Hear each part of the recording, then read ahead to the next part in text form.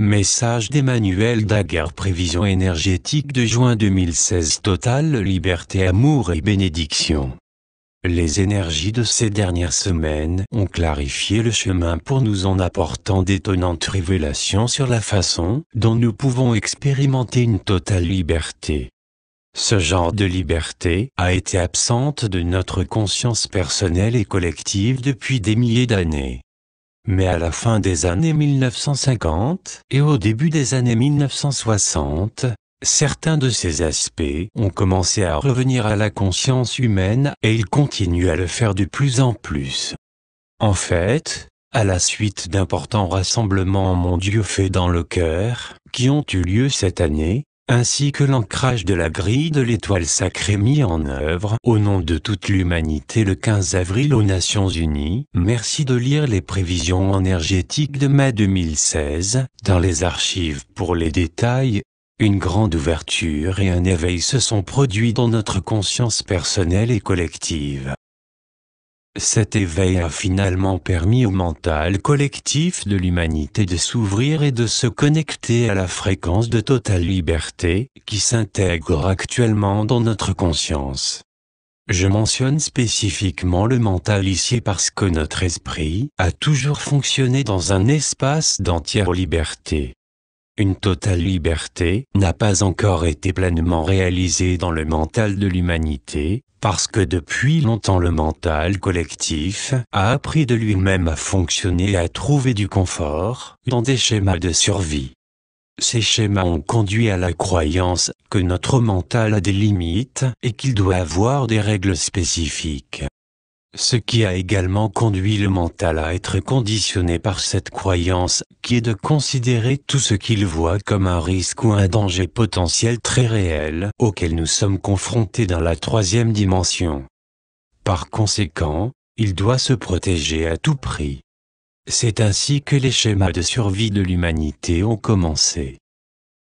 Le retour d'une totale liberté. Les anciens schémas de survie profondément enracinés, auxquels nous nous identifions, sont remontés à la surface au cours des dernières semaines. L'avez-vous remarqué? Cela se produit parce qu'il nous est demandé d'examiner attentivement si nous voulons continuer à répéter ces schémas de survie, ou bien si nous sommes prêts désormais à aller dans une direction de totale liberté du passé. Liberté des illusions de limitation et de peur que nous avons nous-mêmes créées autrefois. Un des moyens le plus efficaces pour pouvoir commencer à fonctionner en toute liberté, c'est de questionner les pensées de jugement ou de peur que notre mental a sur lui-même, sur les autres et sur la vie en général. Par exemple, disons que votre mental a une pensée qui ressemble à ceci. Personne ne me comprend. Avez-vous déjà eu une telle pensée à un moment donné de votre vie? Si une pensée comme celle-ci surgit, demandez à votre mental ce qui suit. Est-ce vraiment une vérité universelle à 100% si personne ne me comprend? Et même si c'est tout à fait vrai, voulez-vous que les choses restent ainsi? Il suffit de répondre oui ou non ici. Si vous avez répondu par oui, je vous invite à considérer les points suivants. Est-il possible qu'à un certain niveau inconscient vous ayez choisi d'être mal compris afin de vous séparer des autres, et comme étant un moyen de rester vous-même en sécurité et protégé? Et même s'il y a une chance de 5%, pour que l'expérience que vous soyez mal compris soit tout simplement un moyen de défense, que votre mental a créé pour se maintenir en sécurité, pour éviter de se sentir vulnérable avec les autres, alors ce pourrait être un moment qui va changer votre vie. Parce que lorsque nous réalisons que chaque expérience de notre vie est le résultat de notre choix de cette expérience à un certain niveau de notre être, que nous en soyons conscients ou pas, alors nous n'avons plus besoin de nous engager dans des schémas de victime/de survie, comme étant notre vérité. Dès que nous réalisons que ce ne sont jamais les autres qui ne nous comprennent pas, mais plutôt que nous ne nous comprenons pas nous-mêmes, alors nous reprenons notre pouvoir et nous redevenons le créateur de notre vie. Prenons une autre pensée qui pourrait être profondément ancrée dans notre conscience. En tant que personne spirituelle qui propose des services de guérison, je pense que ce n'est pas bien d'accepter de l'argent pour ces services. Si vous avez déjà une pensée comme celle-ci, demandez-vous, est-ce que je sais que cela est une vérité absolue? Et si oui, qu'est-ce qui m'a conduit à croire que cette idée était vraie? Voyez ce que cela fait surgir en vous.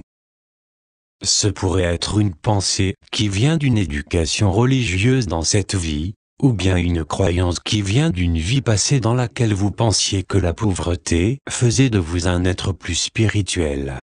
Il se pourrait simplement que vous ayez vu beaucoup de gens qui abusent de leur pouvoir, surtout lorsqu'il s'agit de leur relation à l'argent, et qu'ensuite vous ayez décidé de juger et de blâmer l'argent lui-même en le jugeant indigne de votre temps / énergie / espace. Mais pouvez-vous imaginer à quel point votre meilleur ami serait traumatisé si vous le blâmiez pour tous les problèmes du monde? Eh bien, l'argent n'est pas différent. Il a une conscience. Il ressent et répond aux sentiments que nous avons envers lui et il souhaite nous être utile. L'argent a été initialement conçu pour être un symbole représentant un échange d'énergie. Cet échange fait partie d'un système d'équilibre énergétique universel connu comme étant le principe de circulation. Cela signifie également que l'énergie représentée par l'argent est vivante et a toujours été vivante. Vous pouvez imaginer ce qui se passe lorsque nous traitons un domaine quelconque de la vie d'une manière désobligeante et peu aimante, donc en le séparant de nous. Si nous faisions cela à notre meilleur ami ou à un partenaire, il partirait en courant et ne voudrait plus jamais nous revoir. Lorsque nous regardons la croyance qui dit, en tant que personne spirituelle qui offre des services de guérison, je ne devrais pas accepter d'argent, nous pouvons voir clairement que c'est un jugement que nous avons décidé de porter. À la suite de ce jugement, nous nous sommes non seulement empêchés de permettre un échange d'énergie qui honore notre temps et nos efforts, mais nous avons également déshonoré l'énergie de l'argent lui-même, qui est tout simplement l'énergie de donner et de recevoir de l'amour. Cette décision a pu être fondée sur notre jugement de la façon dont certaines personnes traitent l'argent avec avidité, par exemple. Nous avons alors décidé de juger l'argent dans des conditions qui ne nous honorent pas et qui n'honorent pas le rôle sacré de l'argent dans le monde. Vous pouvez constater que lorsque nous commençons à remettre en question nos pensées, nous créons une ouverture dans notre conscience et nous pouvons ensuite entrer en expansion vers des états supérieurs de conscience pour finalement atteindre une totale liberté. Si vous ressentez une résistance à propos de ce que vous venez de lire, ou si vous éprouvez de la culpabilité ou de la tristesse à propos des jugements et des croyances que vous avez eus dans le passé, sachez que ces idées ont été formées à une époque où nous faisions tout simplement le mieux que nous pouvions avec ce que nous savions à ce moment-là. Dans le passé, notre mental a simplement choisi de fonctionner en mode de survie, ce qui est une autre façon de dire qu'il a décidé que sa priorité ultime était de se protéger. Mais que se passerait-il s'il n'avait plus besoin d'utiliser des schémas de séparation et de peur pour se protéger? Que se passerait-il si le mental pouvait enfin se rappeler que notre esprit nous a toujours gardés en sécurité, même si nous pensions différemment?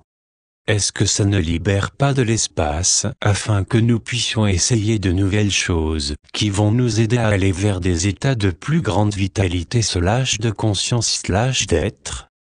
Le mental est devenu très à l'aise avec le fait de s'identifier à des schémas de survie, donc lorsque des ouvertures célestes se produisent dans notre conscience personnelle et globale, il éprouve beaucoup d'inconfort. Notre seul travail lorsque cela arrive, c'est d'être une présence pleine de compassion pour le mental alors qu'il s'ajuste et qu'il sort de ses anciens schémas. Ce qui demande que nous observions simplement la résistance du mental, sans essayer de le corriger, de le modifier ou de le sauver. Il suffit de l'observer et de lui envoyer de l'amour. et alors le mental ne ressentira plus le besoin de résister aux changements qui se produisent. Le mental peut ensuite, en son temps, se détendre dans notre douceur et notre compassion, comme un enfant peut se sentir en sécurité dans les bras aimants de ses parents ou de celui qui prend soin de lui. Les effets d'embrasser une totale liberté alors que nous continuons à faire notre travail intérieur et à abandonner les schémas de survie, en embrassant une totale liberté afin d'être pleinement notre soi divin, nous pouvons remarquer les changements suivants. Symbole plus nous nous libérons de la nécessité de blâmer les autres pour les problèmes qui se manifestent dans notre vie. Symbole plus nous assumons la pleine responsabilité qu'à un certain niveau, nous avons choisi de passer à travers chaque expérience pour apprendre et grandir avec elle et pour recevoir des éclaircissements sur ce que nous voulons vraiment créer. Symbole plus nous nous libérons de la nécessité de plaire aux autres juste pour nous intégrer ou être aimé. Symbole plus nous exprimons notre vérité d'une manière qui est en alignement avec notre plus grand bien. Symbole plus nous essayons de nouvelles choses qui nous aident à être en expansion. Symbole plus nous avons de nouvelles relations qui sont fondées sur le respect et la célébration de la liberté de l'autre, plutôt que d'être possessif ou dans le contrôle. Symbole plus nous développons une connexion profonde avec l'esprit qui surpasse toute logique. Symbole plus nous lâchons le besoin de micro-gérer notre vie et celle des autres. Symbole plus nous faisons en sorte d'être la première priorité de notre vie. Symbole plus nous ne nous cachons plus. Nous apprenons à fonctionner avec la partie la plus authentique et honnête de nous-mêmes. Symbole plus nous commençons à vivre la vie au maximum, plutôt que de simplement passer chaque jour en ne nous sentant pas inspirés et en faisant ce qu'on nous a dit que nous devrions faire. Symbole plus nous ressentons un amour plus profond ainsi que de la compassion pour toute vie, y compris pour nous-mêmes / notre enfant intérieur / les autres personnes / nos expériences / notre voyage. Symbole plus nous fonctionnons dans un monde d'abondance et de joie éternelle. Symbole plus nous créons un équilibre physique,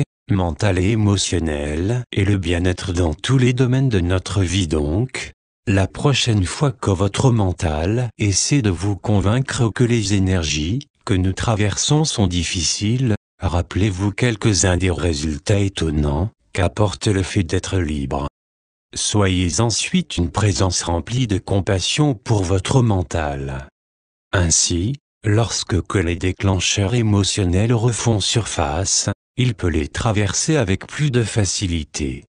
Illumination. Si vous avez participé à votre travail intérieur au cours des derniers mois, en raison de tous les changements qui se passent autour de nous, vous avez peut-être remarqué récemment un plus grand désir de rire, de jouer et de tout simplement vous sentir à nouveau comme un enfant. C'est la confirmation que vous entrez dans la prochaine phase de votre voyage, celle de devenir un être éveillé. Un des plus grands effets de l'expérience d'une totale liberté, c'est que nous devenons des êtres éclairés. L'illumination n'est pas de passer toute votre vie assis au sommet d'une montagne et de prier. Bien que, si cela vous apporte de la joie et vous donne un sentiment d'accomplissement, cela pourrait très bien vous y conduire. L'illumination signifie simplement s'alléger. La plupart des personnes, en particulier celles qui font partie du mouvement spirituel / New Age, ont tendance à se prendre et à prendre la vie trop au sérieux. Mon observation personnelle, c'est que cela est dû à leur nature empathique et à leur désir de vouloir réparer l'humanité. Elles décident qu'elles doivent sauver le monde, donc elles placent une grande responsabilité sur leurs épaules, qui n'étaient pas vraiment faites pour ça en premier lieu. Si vous choisissez encore de créer ce genre de réalité pour vous-même, demandez-vous simplement, comment cela me sert-il de croire que je dois sauver le monde ? Voyez ce qui surgit. À la base, ce pourrait simplement être que vous croyez avoir besoin